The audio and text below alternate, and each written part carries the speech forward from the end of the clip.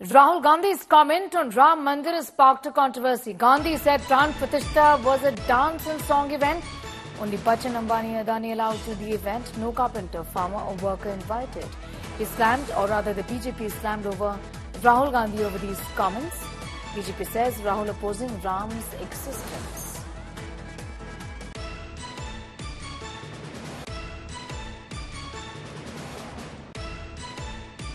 आपने राम मंदिर खोला, सबसे पहले आपने राष्ट्रपति से कहा कि भैया आप आदिवासी हो, आप तो अंदर आ ही नहीं सकती, अलाउ नहीं है आपको। उसके बाद अमिताभ बच्चन को बुला लिया, अदानी को बुला लिया, अंबानी को बुला लिया, किसी एक मजदूर को नहीं आने दिया।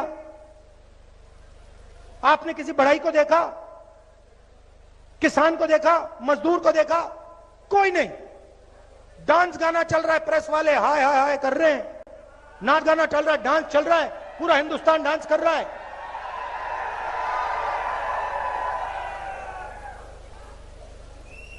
ये रियलिटी आपकी।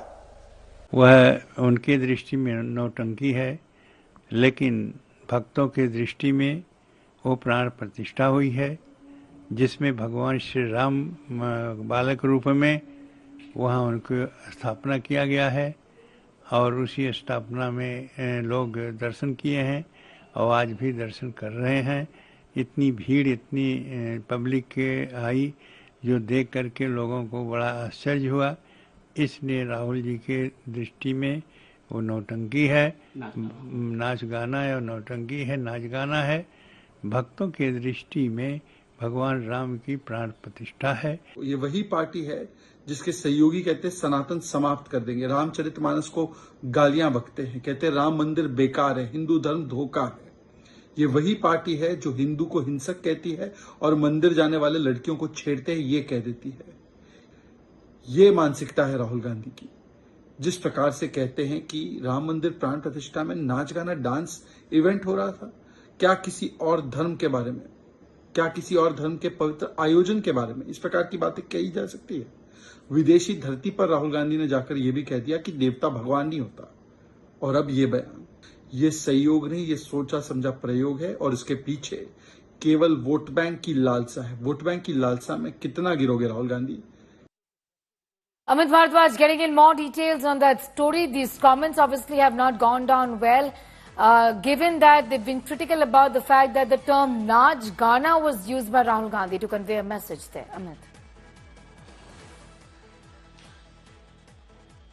Right, Sneha, two perspective, war of words, because elections are happening in Haryana and Jammu and Kashmir as well. Rahul Gandhi in Hisar was claiming that why the BJP lost the seat of Ayodhya, or rather Faizabad, and in setting up that context, while he was attacking the top businessmen of the country, saying that PM has supported a few select businessmen. He went on to say that even during the Pran Pratishtha ceremony, when the inaugural function of the Ram Mandir was happening, you had select businessman in that program, you had the Bollywood stars in that program, Naach Gana was going on, while the workers, the working class, the farmers were not even allowed to enter. And he often even went on to say that the president was not called for the Pran Pratishtha.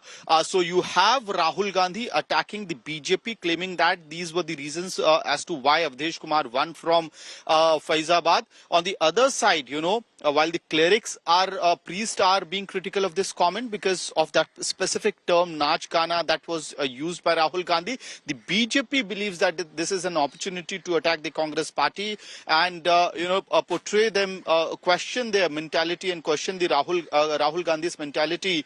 So it's clear-cut war of words which is unfolding right now, Sneha, between the Congress party and the BJP over this issue. Back to you. Amit Bharadwaj getting us up to speed with those details, and we'll leave it at that for the moment.